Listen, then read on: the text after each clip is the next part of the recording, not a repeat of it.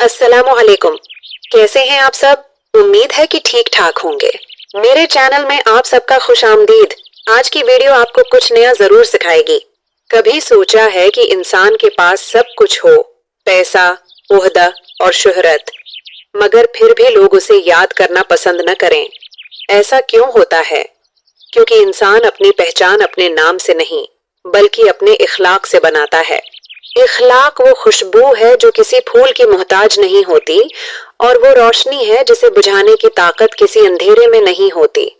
याद रखिए, खूबसूरती सिर्फ चेहरे तक महदूद होती है, लेकिन अच्छा इखलाक इंसान की रूह को हसीन बना देता है।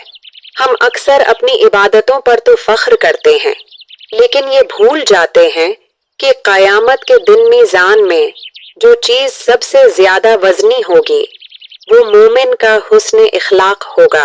आपका इखलाक आपकी पहचान है, वरना एक ही नाम के हजारों लोग इस दुनिया में बसते हैं।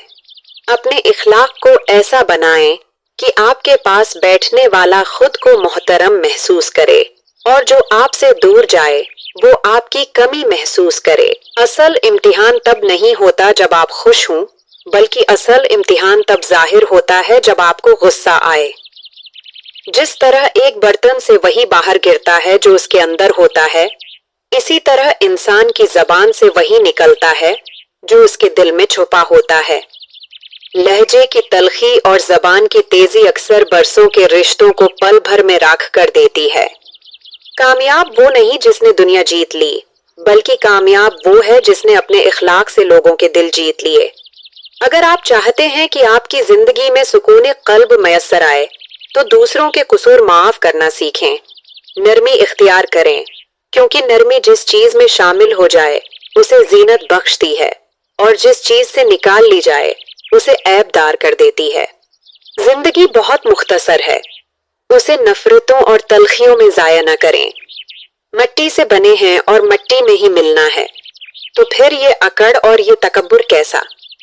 अपने लहजे में मिठास लाएं और अपने किरदार को इतना बुलंद करें कि लोग आपसे मिलने के बाद अल्लाह का शुक्र अदा करें कि उन्होंने एक अच्छे इंसान से मुलाकात की है।